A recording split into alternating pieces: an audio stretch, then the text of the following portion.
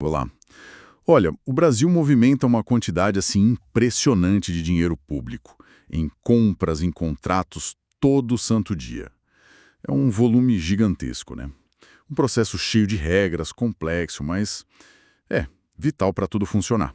Escola, hospital, estrada, Com certeza, é a máquina pública funcionando. exato. E hoje a gente vai fazer uma análise mais a fundo dos fundamentos das contratações públicas aqui no Brasil. Vamos focar bastante nos princípios, claro, mas especialmente na fase de planejamento.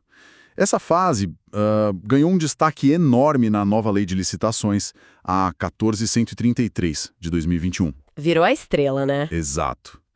Para essa conversa, a gente está se baseando em manuais do TCU, do IFMG também, material da Escola Virtual de Governo, a própria lei, claro, trabalhos acadêmicos da PUC-SP e uns documentos bem interessantes da Secretaria de Administração de Santa Catarina. Material bem completo. Sim.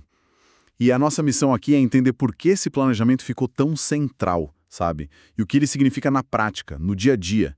Tentar decifrar a lógica por trás dessa mudança toda. E essa lógica, é bom lembrar, impacta diretamente a vida de todo mundo, né? A gente está falando desde a compra de, sei lá, material de escritório numa repartição pequena, até a construção de uma hidrelétrica, uma obra gigantesca. A qualidade do serviço público que a gente recebe no final depende e muito de como o governo contrata lá na ponta. Perfeito. Mas, olha, antes da gente mergulhar nesses detalhes da lei nova, vamos só dar um passo atrás. Por que o governo não pode simplesmente, sei lá, escolher com quem contratar? Tipo uma empresa privada, né? Viu um fornecedor bom, gostou do preço, fechou negócio. Por que não pode ser assim? É uma ótima pergunta para começar. A resposta está lá na nossa Constituição Federal, no artigo 37. Ele diz basicamente que a regra geral para a administração pública é fazer uma licitação, seja para contratar obra, serviço, fazer compra ou até para vender algum bem público. Ah, então é uma exigência constitucional? Exatamente. É bem diferente do setor privado, onde o que vale é a liberdade de contratar, a autonomia da vontade, né? O ponto central é que a administração pública não está buscando lucro para si. Ela está cuidando do interesse que é de todos, o interesse coletivo. Entendi. E essa obrigação de licitar, ela serve para quê, principalmente? Quais são os objetivos? São dois objetivos fundamentais. Primeiro, garantir a isonomia. Isonomia, tratamento igual para todo mundo. Isso. Tratamento igual para todos que queiram competir, sem nenhum tipo de favorecimento de carta marcada. E o segundo objetivo é selecionar a proposta que seja mais vantajosa para a administração pública. Mais vantajosa. E aí você já ia dizer, não é só a mais barata, né? Exato. Esse é um ponto crucial. Vantajosa não é sinônimo de mais barata. É a proposta que melhor atende ao interesse público como um todo. Isso significa olhar não só o preço inicial, mas a qualidade, a durabilidade, o custo de manutenção, sabe, o ciclo de vida inteiro daquilo que está sendo contratado. Faz sentido, é uma visão mais completa. E para garantir que esses objetivos sejam alcançados, imagino que existam uns princípios, umas regras gerais que têm que ser seguidas sempre, né? Com certeza. A própria Constituição já estabelece aqueles pilares básicos, lá no artigo 37. Legalidade, impessoalidade, moralidade, publicidade e eficiência. É o famoso LIMP que a gente aprende. O LIMP, clássico. Mas aí veio a nova Lei de Licitações, a 14.133, e no artigo 5º dela, ela não só reforçou esses, como listou um monte de outros. Um monte mesmo, né? A lista é grande. Em vez da gente ficar lendo um por um, que talvez fique meio cansativo, será que a gente consegue agrupar esses outros princípios? Que tipo de preocupação eles mostram? Boa ideia. Dá para agrupar sim. A gente pode pensar, por exemplo, num grupo de princípios ligados mais à ideia de justiça, de ética, de igualdade. Aí entram a própria isonomia, que já falamos, o interesse público, a probidade administrativa. Certo, integridade, né? Isso. Aí tem outro grupo focado mais na eficiência da gestão pública mesmo. Coisas como economicidade, eficácia, celeridade, fazer as coisas no tempo certo e, claro, o planejamento, que é o nosso foco hoje. O planejamento aparecendo aí de novo. Sim.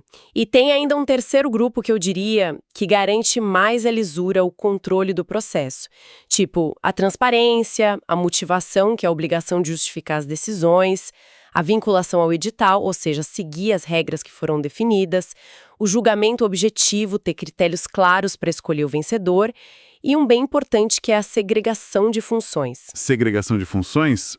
O que é isso na prática? É bem simples a ideia. Basicamente, impede que a mesma pessoa faça tudo.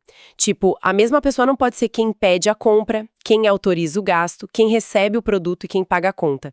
Tem que dividir essas tarefas para diminuir o risco de erro ou até de fraude, né? Ah, entendi. Faz todo sentido para controle interno. E você destacou o planejamento de novo. Nossas fontes todas batem muito nessa tecla. Ele foi, assim, elevado a um outro nível com a Lei 14.133. Não que não existisse antes, né? Você mesma disse. Exato, não é uma invenção da nova lei. O planejamento já era previsto há muito tempo, desde o Decreto-Lei 200, lá de 1967. Veja só. Nossa, antigo mesmo. Sim. Mas a diferença agora é que a 14.133 o colocou formalmente como um princípio explícito, sabe? Um guia para todo o processo de contratação, do começo ao fim. E por que essa mudança? Qual foi a grande motivação para dar tanto peso assim para o planejamento? O que se espera ganhar com isso? Olha, o que é fascinante aqui é a intenção. É uma intenção muito clara de atacar problemas, assim, históricos das contratações públicas no Brasil, a ineficiência, o desperdício de dinheiro, a falta de visão estratégica e, claro, também a corrupção. É tentar fechar as brechas, né? Exato. A ideia é forçar uma gestão mais racional dos recursos. Uma das fontes que você mencionou, a de Santa Catarina, cita um autor, Niebuhr, que fala em evitar as licitações aventureiras. Sabe? Aquelas feitas meio no susto, sem um estudo sério da necessidade real, das opções de mercado. Entendi. Aquela coisa de preciso comprar isso agora. Pois é uma tentativa clara de mudar a cultura. Sair daquele modo apaga-incêndio, reativo, para uma abordagem que pensa a contratação de forma mais estratégica, mais integrada, pensando no longo prazo. As auditorias do TCU, por exemplo, que a gente vai falar mais, mostraram muito isso, um padrão de comprar primeiro, pensar depois. A lei tenta inverter essa lógica de ponta cabeça. Ok, faz sentido. Então, se o planejamento virou essa peça central toda, como é que ele acontece na prática? Quais são as ferramentas que a lei exige lá naquela fase inicial, a preparatória? Ótimo! Essa fase preparatória, que está detalhada lá no artigo 18 da lei, é realmente onde o planejamento se materializa. E ela se apoia em alguns instrumentos que são essenciais. O primeiro deles é o Plano Anual de Contratações, o famoso PAC, ou às vezes chamado de PCA. PAC, Plano Anual de Contratações. O que ele faz exatamente? É relativamente simples. Cada órgão público, todo ano, tem que fazer uma lista de tudo o que ele pretende contratar no ano seguinte. Ah, uma lista de desejos para o ano que vem. Quase isso, mas com um propósito bem definido. O objetivo é conectar essas futuras contratações com o planejamento estratégico geral do órgão, sabe? E, claro, com o orçamento que está previsto. Isso ajuda a dar mais eficiência, evita aquelas compras picadas, fragmentadas, feitas na correria. E também dá uma previsibilidade para o mercado. As empresas ficam sabendo o que o governo pretende comprar. E um detalhe importante, esse plano tem que ser público, tem que ser divulgado lá no Portal Nacional de Contratações Públicas, o PNCP. Entendi. Dá uma visão do todo e transparência. Parece bem lógico. E qual o próximo passo? Depois de listar as intenções no PAC, o que vem? Aí entra um documento que, olha, talvez seja uma das maiores novidades em termos de processo. O Estudo Técnico Preliminar, o ETP. ETP. Esse nome aparece bastante agora, né? Sim, ele está previsto lá no artigo 6º e detalhado no artigo 18. E ele é um momento chave para analisar a real necessidade daquela contratação. Porque a gente precisa disso mesmo. Mas espera aí, analisar a necessidade, isso já não era feito antes? O que o ETP traz de tão diferente assim? Olha, a grande sacada do ETP, e onde ele realmente tenta mudar a prática do dia a dia, é forçar o gestor público a responder uma pergunta antes de todas as outras. Qual é o problema real que a gente está tentando resolver aqui? Ah, focar no problema antes da solução. Exatamente. Antes mesmo de pular para a pergunta, o que a gente vai comprar? Pode parecer óbvio, né? Mas como eu comentei, as auditorias do TCU mostraram que era justamente na falta dessa análise mais profunda que muitos projetos caros, ineficientes, começavam a dar errado lá na origem. Entendi. Então, o ETP exige que se descreva essa necessidade, que se avalie se é viável tecnicamente e economicamente, que se explore as diferentes soluções que o mercado oferece, às vezes precisa fazer pesquisa e audiência pública, que se estime quantidades, custos, que se justifique se a solução deve ser contratada de uma vez só ou em partes, e no final tem que concluir: é viável ou não é viável essa contratação. É uma reflexão profunda sobre o problema antes de definir a solução. Faz muito sentido essa lógica. E tem ETP para tudo. Quase tudo. Existem os modelos específicos para contratações de tecnologia, que são mais complexas, né? O chamado ETP digital. E a lei também prevê algumas situações em que ele pode ser dispensado ou simplificado, como em compras de valor muito pequeno ou em situações de emergência comprovada, claro. Entendi a lógica. Primeiro, entenda profundamente o problema. Depois, pense na solução. Com o ETP aprovado, como é que se detalha exatamente o que vai ser comprado ou contratado? Imagino que precise ser bem específico para não dar margem para dúvida, né? Exato. É aí que entram outros 2 documentos muito importantes. O termo de referência, o TR, ou então o projeto básico, o PB. TR ou PB?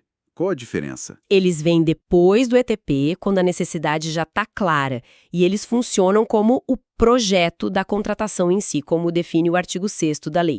Geralmente, o TR é usado para comprar bens e contratar serviços comuns. Já o projeto básico e depois o projeto executivo são mais usados para obras e serviços de engenharia, que são mais complexos. Entendi.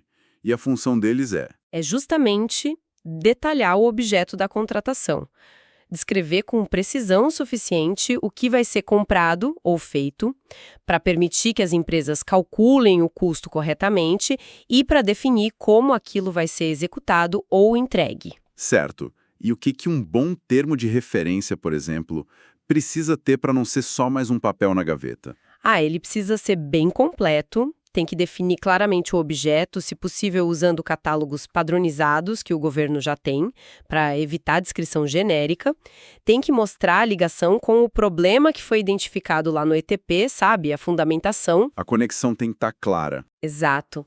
Tem que descrever a solução que foi escolhida, detalhar todos os requisitos que ela precisa atender, como o contrato vai ser executado e fiscalizado depois, como vai ser medido o serviço ou bem para poder pagar, quais os critérios para selecionar o fornecedor lá na licitação, a estimativa detalhada do valor, claro, e a confirmação de que tem dinheiro no orçamento para isso. Ufa, bastante coisa. É sim. Uma das fontes que a gente usou traz uma metáfora ótima, de uns autores chamados Oliveira e Camarão. Eles dizem que o TR contém o código genético da licitação. Código genético, gostei. É isso. Ele define as características essenciais que vão guiar todo o processo que vem depois e também a execução do contrato lá na frente. E existe um esforço para padronizar isso, viu? O governo federal tem o sistema TR digital, por exemplo, para tentar ajudar os órgãos a fazerem TRs mais completos e uniformes. Falamos de estimar valor no ETP e agora no TR. Como é que funciona essa pesquisa de preços na prática? A gente sempre ouve falar de problema com sobrepreço, superfaturamento. A pesquisa de preços é absolutamente crítica. É um dos pontos mais sensíveis justamente para evitar o sobrepreço ou o contrário também, que são os preços inexequíveis, aqueles tão baixos que é óbvio que a empresa não vai conseguir entregar com qualidade. Certo. E para que serve essa pesquisa, além de evitar esses extremos? Ela serve para várias coisas. Primeiro, para estimar o valor de referência da contratação, para ver se cabe no orçamento que o órgão tem. Segundo, para definir o preço máximo que a administração está disposta a pagar. E terceiro, para ajudar no julgamento das propostas lá na frente, na licitação. E como a lei diz, para fazer essa pesquisa, eu posso só pegar 3 orçamentos de qualquer empresa? Não é bem assim. O artigo 23 da lei estabelece uma ordem de prioridade, sabe? O ideal é buscar primeiro em fontes oficiais do próprio governo. Ah, tipo. Tipo o painel de preços, que é um sistema do governo federal que agrega preços de compras públicas de todo o país. Ou bancos de preços específicos de alguns setores, como na área da saúde. E também olhar contratações parecidas que outros órgãos públicos fizeram recentemente, no último ano. Entendi. Usar a própria experiência do governo. Isso. Só se essas fontes oficiais não forem suficientes ou não se aplicarem ao caso, é que se parte para outros métodos. Aí sim pode ser pesquisa em mídia especializada, sites, ou a pesquisa direta com fornecedores, mas a lei fala em pedir cotação formal para, no mínimo, 3 empresas. Ou até, em alguns casos, como na contratação direta, analisar notas fiscais antigas de compras similares. Então tem uma metodologia a seguir. Tem. Uma pesquisa de preços bem feita seguindo esses passos é a base para garantir um bom uso do dinheiro público naquela contratação. Ok, definimos o que comprar, por quanto mais ou menos. Mas o planejamento também tem que se preocupar com o que pode dar errado no meio do caminho, certo? Com os riscos envolvidos. Com certeza. Contratar, especialmente coisas complexas, sempre envolve riscos. E a Lei 14.133 foi muito explícita nisso. Ela exige uma gestão de riscos contínua lá no artigo 169. E, o que é crucial aqui para o nosso papo sobre planejamento, na fase preparatória é obrigatória a elaboração de um mapa de riscos. Mapa de riscos? O que seria isso exatamente? É algo muito complicado de fazer? A ideia por trás é relativamente simples, viu? Embora a execução possa dar um certo trabalho dependendo da complexidade da contratação.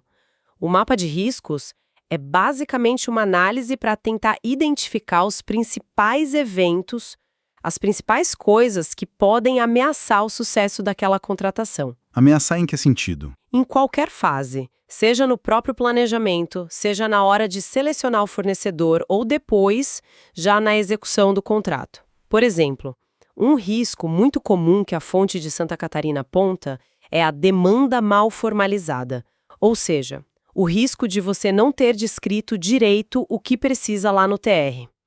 Ou o risco de ter um orçamento base inadequado, muito baixo ou muito alto. Entendi. São problemas potenciais. Exato. Depois de identificar esses riscos, o mapa exige que você avalie a probabilidade de cada um acontecer e qual seria o impacto se acontecesse. Aí você pensa em como tratar esses riscos, que ações fazer para evitar que eles aconteçam ou para reduzir o impacto e até prever uns planos B, sabe? Planos de contingência caso o problema estoure mesmo assim. O objetivo é tentar antecipar os problemas, não ser pego totalmente de surpresa lá na frente. Parece uma ferramenta bem útil de gestão mesmo. E isso é a mesma coisa daquela tal matriz de riscos que a gente às vezes ouve falar em notícias sobre grandes contratos, tipo de obras? Ótima pergunta. Não, não é a mesma coisa e é importante não confundir.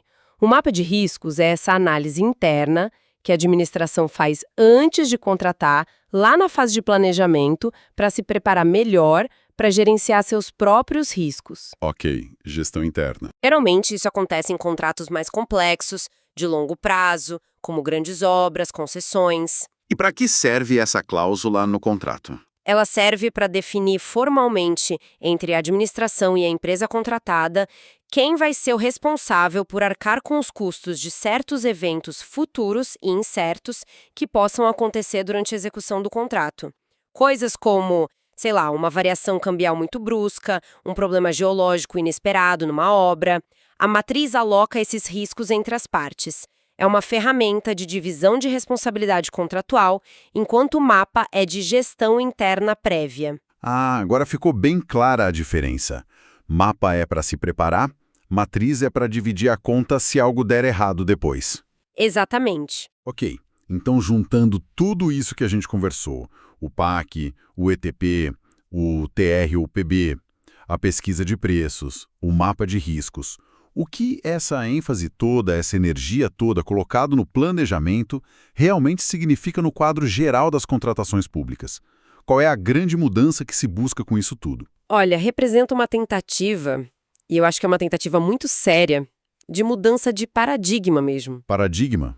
Como assim? Sair daquela lógica antiga da compra isolada, sabe? Da compra reativa, que muitas vezes era feita sob pressão, na urgência, sem a devida reflexão, para um modelo onde a contratação é vista como parte de algo maior, como parte de um planejamento estratégico do órgão, integrado com o orçamento, alinhada com os objetivos finais daquele órgão. Uma visão mais conectada, então. Muito mais conectada, e a meta final é bem clara: aumentar a eficiência, fazer mais e melhor, com o mesmo dinheiro ou até menos, aumentar a eficácia, ou seja, atingir os resultados que se esperavam com aquela contratação, e também aumentar a transparência e a integridade de todo o processo.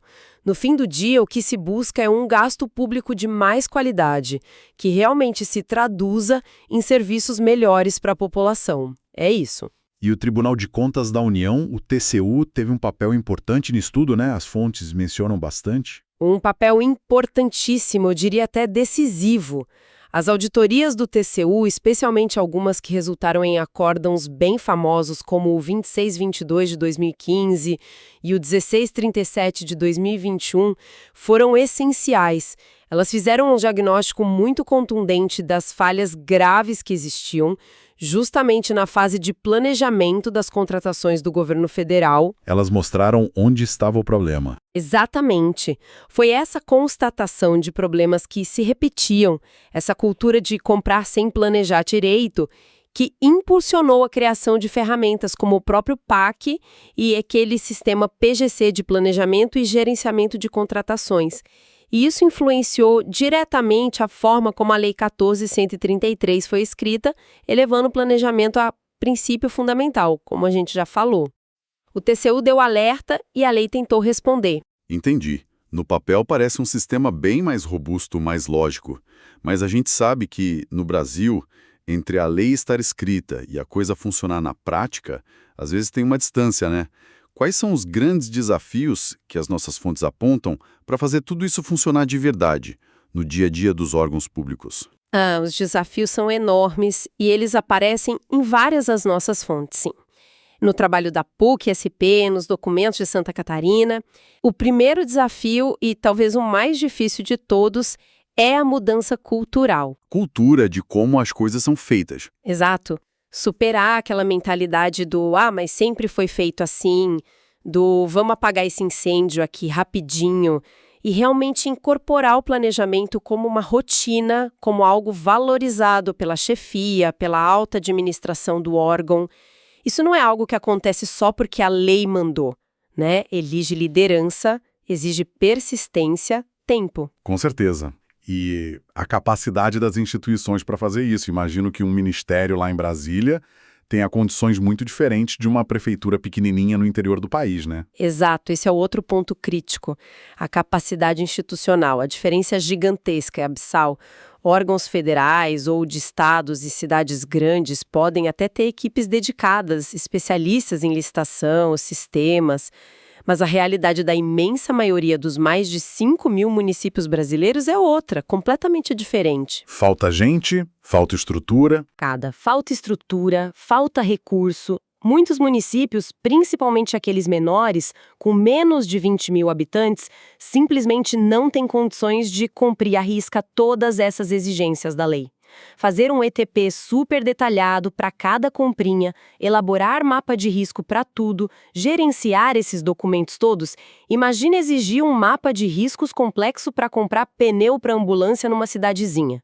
A intenção da lei é ótima, mas a aplicabilidade na ponta pode ser um problema muito sério. Isso deve conectar direto com a questão da capacitação que você mencionou antes, imagino. Diretamente. Esse é o terceiro grande desafio, a capacitação. É preciso treinar milhares e milhares de servidores públicos em todo o Brasil para entender e aplicar a nova lei corretamente. Existem iniciativas importantes, como as da Escola Nacional de Administração Pública, a ENAP, mas o universo de gente para treinar é vasto demais. É muita gente para alcançar. Muita gente. Soma isso à própria complexidade da norma. A lei em si é longa, é detalhada e ainda tem um monte de regulamentos, portarias, instruções normativas que vêm junto. Não é simples. Certo. E as ferramentas de tecnologia para ajudar nisso tudo? Aquele portal nacional que você falou, por exemplo. Esse é o quinto grande desafio: as ferramentas e os sistemas. Para esse sistema todo funcionar na prática, as plataformas como o PNCP precisam ser robustas, fáceis de usar, acessíveis para todo mundo, desde o governo federal lá em Brasília até o menor município lá no interior do Amazonas. E elas funcionam bem. Olha, o próprio TCU já apontou problemas no sistema PGC federal, aquele de planejamento. Coisas como dificuldade de cadastro, falta de algumas funcionalidades. Isso mostra como a tecnologia, que deveria ser uma solução, às vezes acaba virando um gargalo também. É um desafio constante fazer esses sistemas funcionarem bem para todos. O fato de terem adiado o prazo final para a lei se tornar totalmente obrigatória, lá em 2023, não foi um reconhecimento de todas essas dificuldades que você está listando? Sem dúvida alguma. O prazo original era abril de 2023, né? 2 anos depois da publicação da lei. Mas ele foi estendido primeiro para dezembro de 2023, depois teve mais ajuste. Foi um reconhecimento claríssimo do governo e do Congresso de que a adaptação, especialmente para os estados e principalmente para os municípios, estava sendo muito mais difícil, muito mais complexa do que se imaginou lá no início. Entendi. Tem um estudo interessante do Tribunal de Contas de São Paulo, o IEGM, que foi citado no trabalho da PUC São Paulo. Ele mostrou que mesmo em São Paulo, que é um estado com mais recursos, mais estrutura, a maioria dos municípios ainda tinha um desempenho considerado baixo no quesito planejamento das contratações. Isso dá uma ideia da profundidade do desafio em escala nacional. Realmente. O caminho é longo. Bem, tentando amarrar um pouco a nossa conversa de hoje, fica claro que a grande aposta da nova lei de licitações, a 14.133, é no planejamento. Aquele planejamento detalhado que antes era muitas vezes visto só como mais burocracia, agora tratado como um princípio fundamental, como a base de tudo. É o caminho que o Brasil escolheu para tentar alcançar contratações públicas que sejam mais eficientes, mais transparentes e que, no final das contas, entreguem mais valor para a sociedade brasileira. Perfeito. É exatamente essa a aposta. E isso nos deixa, talvez, com uma questão importante para a gente pensar, para refletir, né? Considerando toda essa complexidade das novas exigências de planejamento que a gente discutiu e esses desafios enormes de implementação que ainda persistem, principalmente nos milhares de municípios Brasil afora, que outros mecanismos, sabe, talvez coisas que vão além da própria lei ou de criar mais regulamentação ainda, que outros mecanismos poderiam ser realmente eficazes para ajudar a consolidar uma cultura de planejamento estratégico nas contratações públicas, em todos os níveis de governo aqui no nosso país. Como fazer essa cultura pegar de verdade?